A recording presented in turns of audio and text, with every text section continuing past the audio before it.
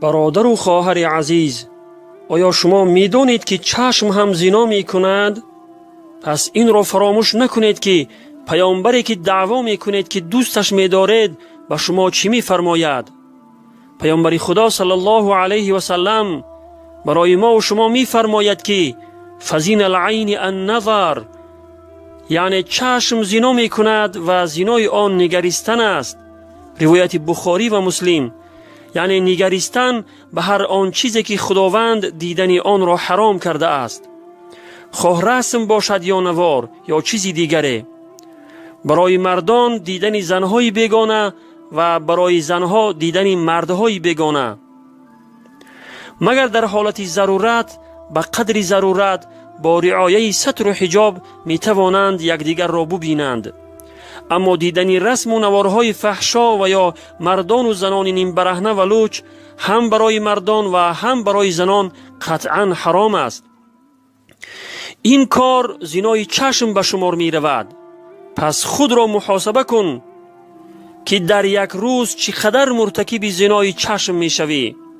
وقتی به کوچه می برایی، وقتی به اتوبوس می شینی، وقتی بازار می درایی، چشمهایت را نگاه دار و حفاظت کن. مگذار که از این گناه بی لذت نامه اعمالت سیاه شود. تو که به روز حساب و جزا باوری داری که روز از این گناه بزرگ پرسیده می شوی و جزای خود را می گیری، چرا از این گناه زیشت پرهیز نمی کنی؟ از همه بدترش آن است که انسان با وجودی که خودش گناه را انجام می دهد، باز دیگری را به آن گناه شریک می سازد. بعضی مردان شیطان صفت در شبکه‌های اجتماعی به واسطه پیامک‌ها برای دخترها رسم‌های فحش و بی‌حیایی می‌فرستند تا آنها را به فساد کشند و زنای چشم را انجام دهند.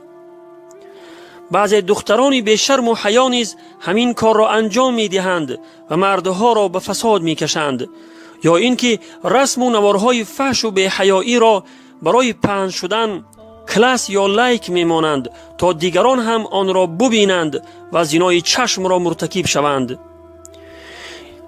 این گونه مردان و زنان بی حیا معاونان شیطان هستند و وظیفه شیطان را اجرا می کنند.